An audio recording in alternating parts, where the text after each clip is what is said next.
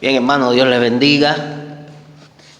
Que Dios esté con su iglesia, con su pueblo en este día. Y quiero compartir con ustedes un pasaje que se encuentra en el libro de los Hechos, capítulo 2, los versículos del 43 en adelante. Y dice así la palabra de Dios: y sobrevino temor a toda persona, y muchas maravillas y señales eran hechas por los apóstoles.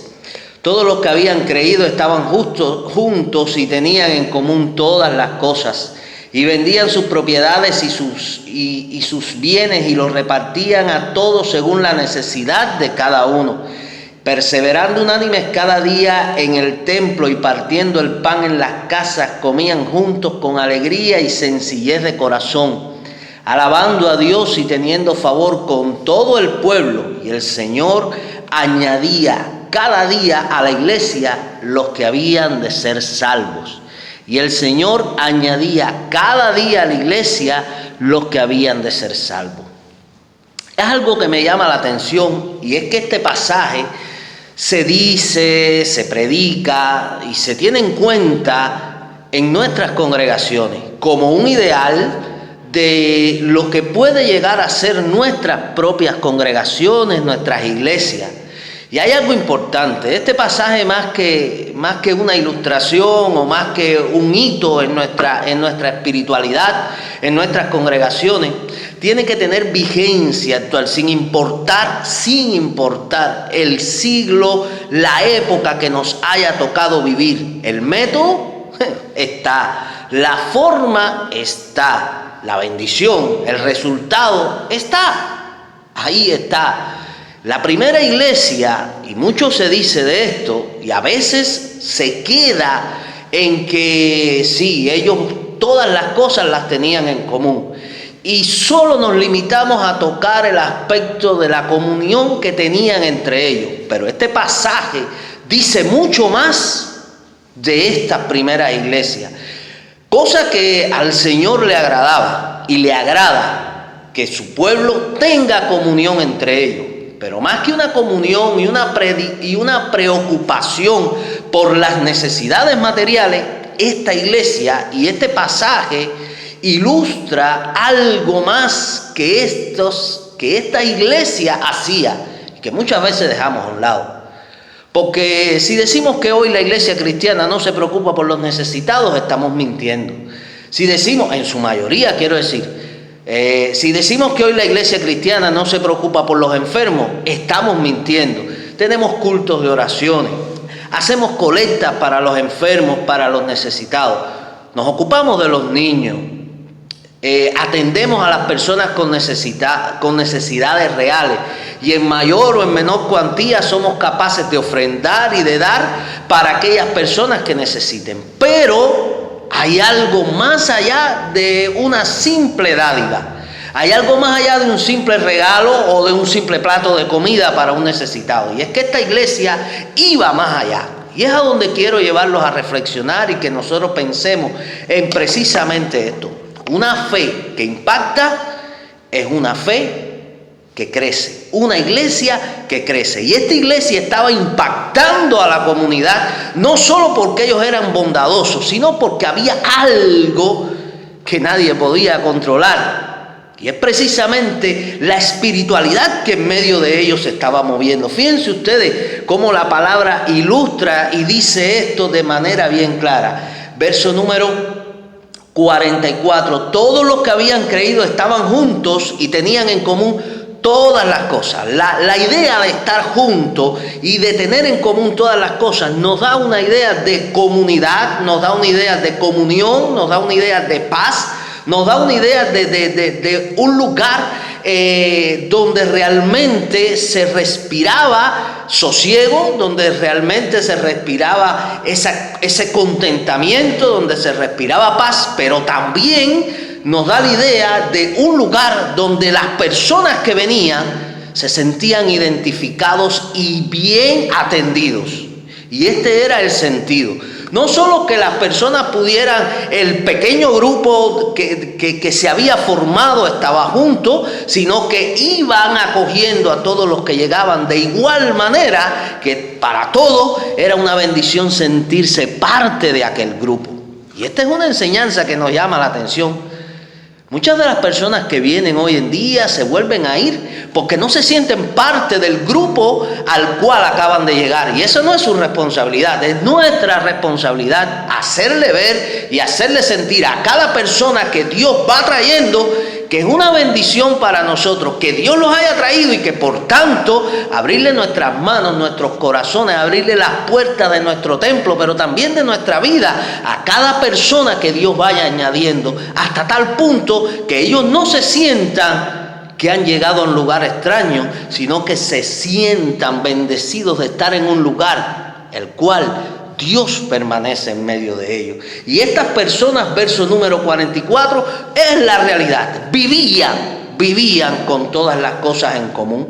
Pero dice, para ilustrar mucho más la manera en que vivían, dice el 45, y vendían todas las propiedades y todos los bienes y los repartían a cada uno según la necesidad que tuviera.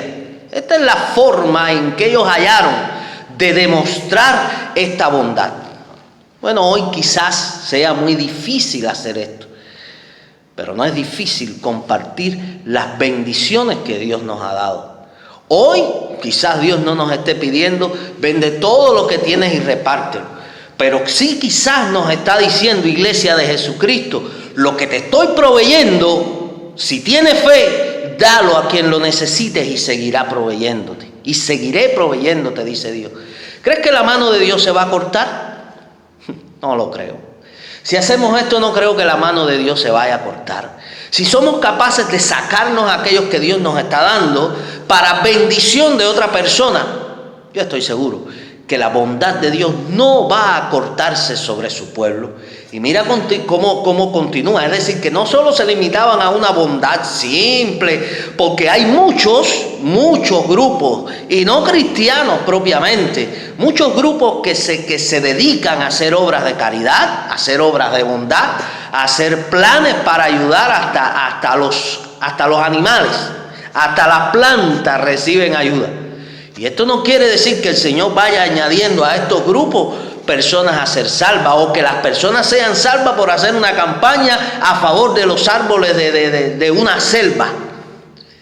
Estamos hablando de algo que iba más allá de su propia comprensión y de su propia ayuda mutua o del propio ambiente de ayuda que ellos tenían. El verso 46 revela un poco más del espíritu que había en medio de este grupo, de esta congregación, y que hacía que impactara realmente la sociedad. Verso número 46 que dice, y perseverando unánime cada día en el templo. ¿De qué estamos hablando? Estamos hablando de que estas personas ayudaban. Estamos hablando de que estas personas bendecían, pero estamos hablando de que estas personas tenían una búsqueda espiritual del Señor.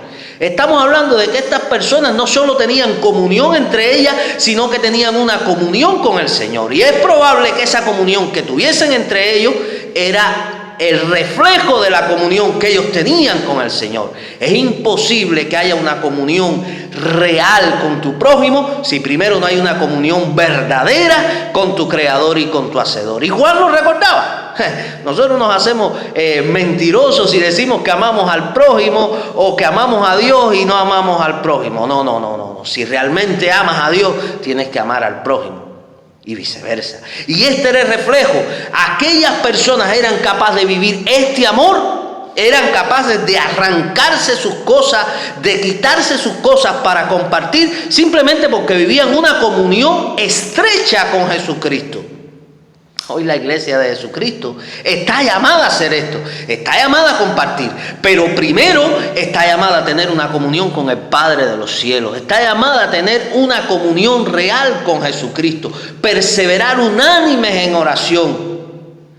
No puede haber una base de amor si primero no hay una base real de comunión con el Padre. Y continúa diciendo, ellos tenían perseveraban unánimes en el templo, pero también partían el pan en sus casas y comían juntos con alegría y sencillez de corazón. ¿Necesita otra explicación? No. Sencillez de corazón, en otras palabras, quiere decir que no habían divisiones entre ellos, divisiones reales, divisiones de clase, divisiones raciales, divisiones de edades o probablemente divisiones por cargos dentro de la comunión o dentro de la iglesia. Hoy vemos que Dios no se muestra más y vemos muchas veces que las iglesias no hay más manifestación o vemos que no hay mucho más crecimiento precisamente por las propias divisiones que se han hecho dentro de la iglesia. La sociedad viene y divide la iglesia hasta el punto que nosotros como cristianos, que nosotros como hijos de Dios tenemos nuestros propios parámetros, nuestros propios grupos, nuestros propios ideales.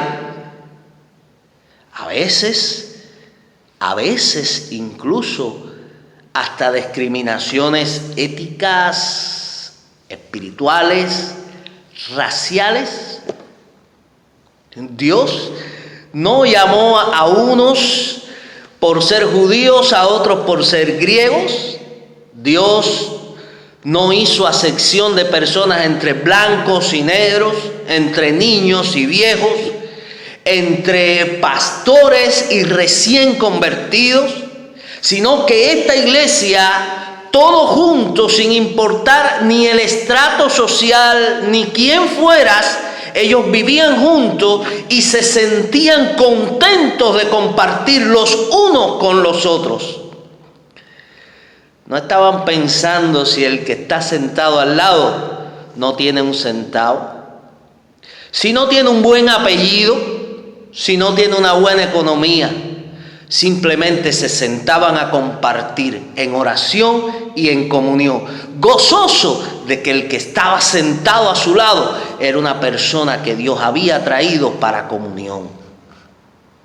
Y hoy podemos decir lo que queramos, iglesia, pero muchas veces estas mismas divisiones humanas han hecho mella en el cristianismo e impide que el Espíritu de Dios se mueva en los corazones y en las personas. Nosotros estamos llamados a compartir con alegría y con sencillez, pero un poco más allá, dice el verso número 47, alabando a Dios. ¿Qué se han convertido nuestros cultos? ¿Qué son nuestros cultos hoy en día, iglesia? Tenemos que olvidarnos de una vez y para siempre que en nuestra mente humana quizás hayan problemas, quizás hayan tabúes, quizás hayan ataduras, quizás hayan cosas que durante años hemos acumulado, pero una vez que entremos delante de la presencia del Señor, nada es más importante que alabar a Dios. Ni tus problemas, ni tus crisis, ni tus tabúes, ni tus criterios, ni tus teologías. Y muchas veces la manera en que Dios nos ha dejado nos ha dejado ver las cosas, no lo entendemos así. Y hoy buscamos grupos para asociarnos. Y Dios quiere bendecirnos sin importar el grupo. Unos alaban de una forma y otros alaban de otra. Y me siento bien con aquel grupo porque alaba mejor. Y no me siento bien con el otro porque no alaba.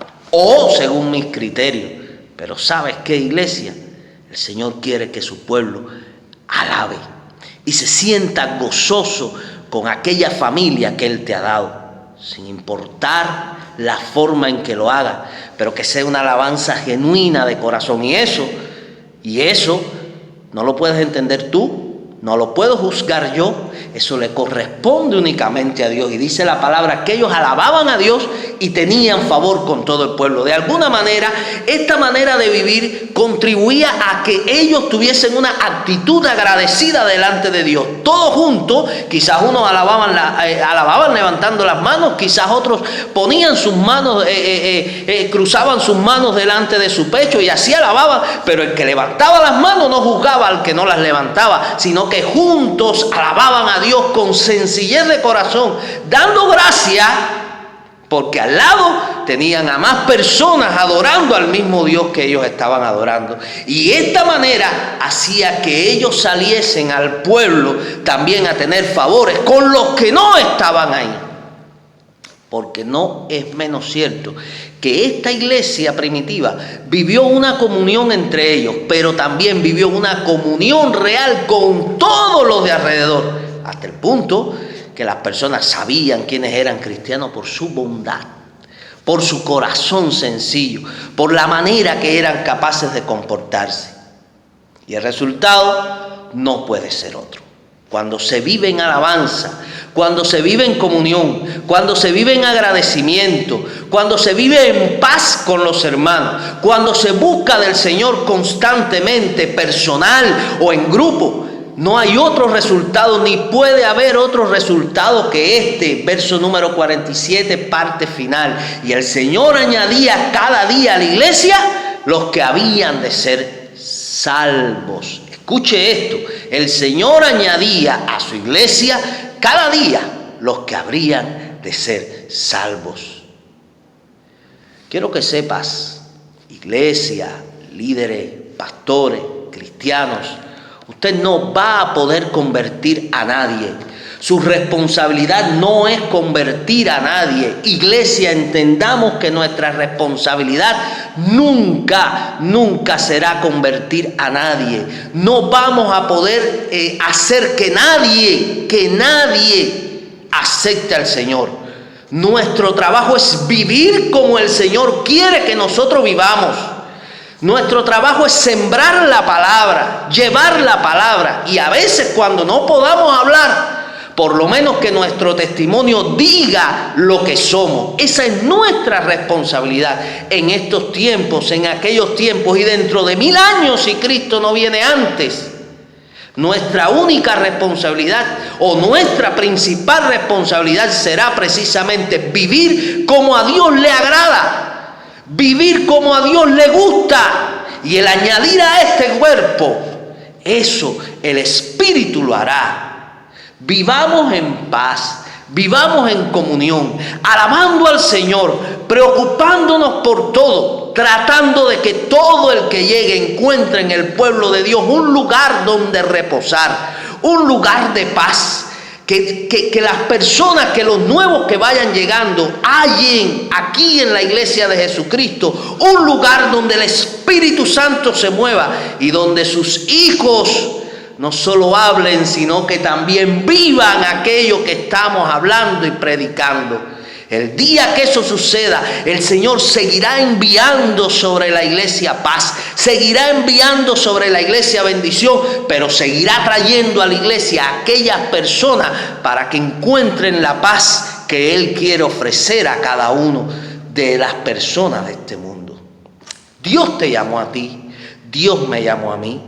Y estamos aquí porque un día el Señor nos tocó, pero el lugar al que nos llevó también nos impactó. Y Dios quiere impactar a otros.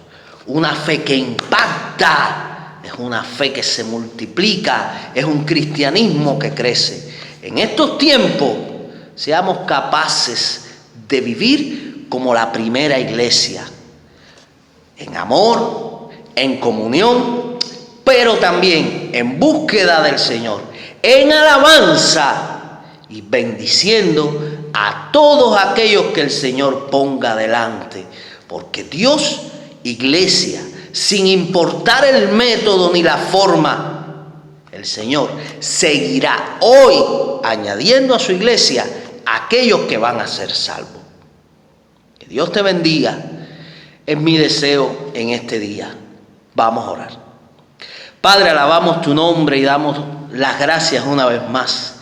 Y queremos rogar que tú nos acompañes, nos bendigas y en todo momento tu Espíritu Santo esté guiándonos.